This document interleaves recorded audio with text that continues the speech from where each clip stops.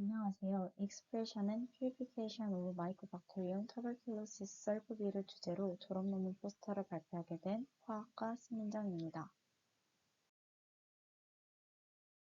목차는 다음과 같습니다. 마이코박테리움 tuberculosis는 결핵균으로 MTB라고도 불리며 스트레스들로 인해 증식과 생존이 억제당하는 특징이 있습니다. 또한 필수 생물학적 과정에 관여하는 철, 황, 함유 프로틴과 설프 시스템을 보유하고 있는 병원체입니다.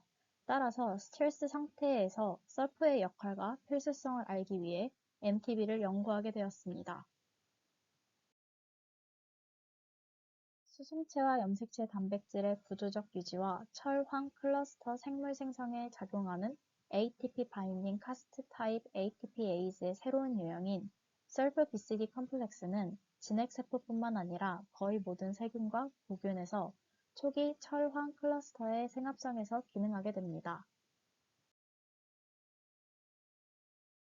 다음의 그림은 이 실험에서 사용된 이콜라이에서 발현되는 프로틴인 5AWF입니다.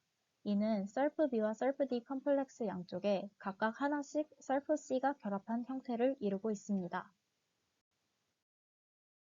이콜라이에서 ABC ATPase의 전체 다이어그램은 다음과 같으며 그림 속의 ABC 트랜스포터가 앞에서 설명한 썰프-BCD 컴플렉스를 의미하게 됩니다. 이 실험에서는 오버랩 PCR을 통해서 엑스테인 부분을 제거하고 프로틴의 펑션에 유의미한 인테인 부분만 남도록 코딩을 진행합니다. 여기서 프라이머로 LSB098부터 LSB103까지를 사용하게 됩니다. 각각의 프라이머가 진을 절단하는 위치는 다음의 그림과 같습니다. 실험의 첫 단계인 이니셜 PCR의 경우 PF 폴리머레이즈인 프리믹스에 템플레이트인 PJB020C2와 각각의 프라이머를 혼합해 PCR을 진행하는 과정입니다.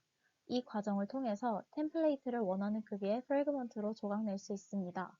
일반 프래그먼트의 경우 그림과 같이 절단되기 때문에 736 베이스 페어의 크기를 가지게 되며 실험 결과 59.0 나노그램 퍼 마이크로리터의 농도로 나타나게 되었습니다.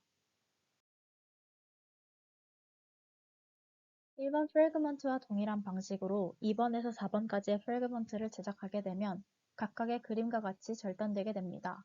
따라서 2번 프래그먼트의 경우 693 베이스 페어의 크기를 가지며 11.0 나노그램 퍼 마이크로리터의 농도를 나타내고 3번 프래그먼트는 654 베이스 페어, 4번 프래그먼트는 606 베이스 페어의 크기를 가지게 되며 농도는 각각 14.2 나노그램 퍼 마이크로리터, 14.9 나노그램 퍼 마이크로리터로 관측되게 됩니다. 이니셜 PCR로 생성된 진 프래그먼트를 이용해 오버랩 PCR을 진행합니다. 앞서 사용한 프리믹스의 템플레이트인 진 프래그먼트와 각각의 프라이머를 혼합하여 PCR을 진행했습니다. PMJS037의 경우 1번, 4번 프래그먼트를 템플레이트로 사용하기 때문에 그림 속에 표시된 부분 사이에서 오버랩 PCR이 진행되며 LSB099와 LSB103을 프라이머로 사용하게 됩니다. 따라서 진 사이즈는 1314 베이스 페어이며 실험 결과 7.4 나노그램 퍼 마이크로리터의 농도로 나타났습니다. PMJS037과 동일한 방식으로 PMJS038과 PMJS039도 제작됩니다. PMJS038의 경우 1번, 2번 프래그먼트를 템플레이트로 사용하여 오버랩 PCR을 진행하며 PMJS039는 1번, 3번 프래그먼트를 이용합니다. 따라서 PMJS038은 1401 베이스 페어이며 12.7 나노그램 퍼 마이크로리터 농도를 나타내고 PMJS039는 1362 베이스 페어이며 22.1 나노그램 퍼 마이크로리터의 농도로 나타났습니다. 실험에 사용되는 벡터와 앞서 받아낸 오버랩 PCR 프로덕트를 이어붙이기 위해서 Restriction Enzyme Digestion을 진행합니다. 이때 사용되는 Restriction Enzyme은 뱀H1과 조원 두 종류이며 실험 결과 벡터 다이제스션 프로젝트의 경우 14.4 나노그램 per 마이크로리터의 농도로 나타났습니다.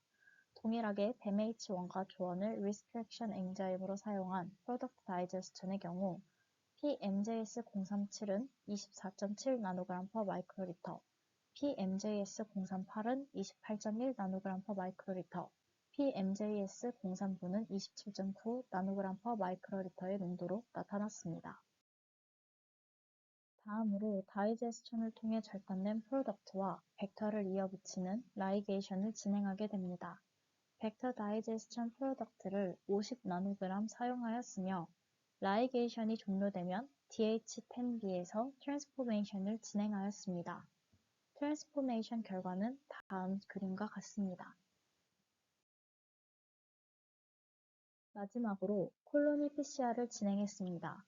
프라이머로 T7 터미네이터와 TEV 포워드를 사용했으며 진이 확인된 샘플들만 시퀀싱을 의뢰했습니다. PMJS037의 경우 1번, 2번은 성공으로 판단했지만 3번의 경우 다른 진이 삽입된 것으로 보이고 4번, 5번의 경우는 셀프 라이게이션이 된 것으로 보였습니다. 이처럼 PMJS038의 경우 4번을 제외하고 진이 확인되었고 PMJS039는 모두 확인되었습니다. 다음 그림은 콜로니 PCR의 결과이며 여기서 I는 진의 코딩 여부를 확인하고자 삽입한 인텍트 벡터입니다. 지금부터 진 시퀀싱 결과에 대해 말씀드리도록 하겠습니다. 우선 PMJS037의 경우 1번은 중간에 다른 진이 끼어들었으므로 원하는 결과가 아니었습니다. 따라서 이 샘플은 폐기 처리했습니다. 2번의 경우 한 개의 서열이 다르게 나타났지만 1494 베이스 페어의 위치로 염기 서열의 마지막 위치였습니다. 이는 사일런스 뮤테이턴트로 원하던 코딩 진으로 판단해 보관 처리하도록 하였습니다. 다음으로 PMJS038-1의 경우 797 베이스 페어 위치에서 변형이 확인되었지만 PMJS037-2와 같이 사일런스 뮤테이턴트이므로 보관하도록 하였습니다. PMJS038-2의 경우 1745 베이스 페어 위치에서 변형이 확인되었는데 이는 아미노산의 첫 번째 시퀀스에서의 변형이므로 뮤테이턴트가 일어난 것으로 판단해 폐기하도록 하였습니다. 즉, PMJS038-2번은 582번째 아미노산이 알라닌에서 사이로친으로 변형된 것으로 보여집니다. 마지막으로 PMJS03부의 경우 1, 2번 모두 어떠한 변화도 나타나지 않았습니다. 따라서 PMJS039는 두 개의 샘플 모두 코딩에 성공한 것으로 판단되므로 보관 처리하도록 했습니다. 그럼 마지막으로 이 실험의 디스커션에 대해 말씀드리도록 하겠습니다. 실험 결과 PMJS037-2와 PMJS038-1 그리고 PMJS039의 시퀀스가 원하는 결과와 일치했으므로 오버랩 PCR을 통해 콜로니 발현에 성공했다고 볼 수 있습니다. 여기서 PMJS037-2와 PMJS038-1의 경우 시퀀스의 변화가 각각 한 곳씩 존재했지만 둘 다 사일런트 뮤테이턴트라고 판단하여 원하는 결과라고 볼 수 있었습니다. 지금까지 실험을 통해 코딩 진의 콜로니 발현에 성공하였으므로 추후 익스프레션 테스트를 통해 발현과 정제 조건을 탐색한 후 퓨리피케이션을 진행할 예정입니다. 그럼 이것으로 포스터 논문 발표를 마치도록 하겠습니다. 경청해 주셔서 감사합니다.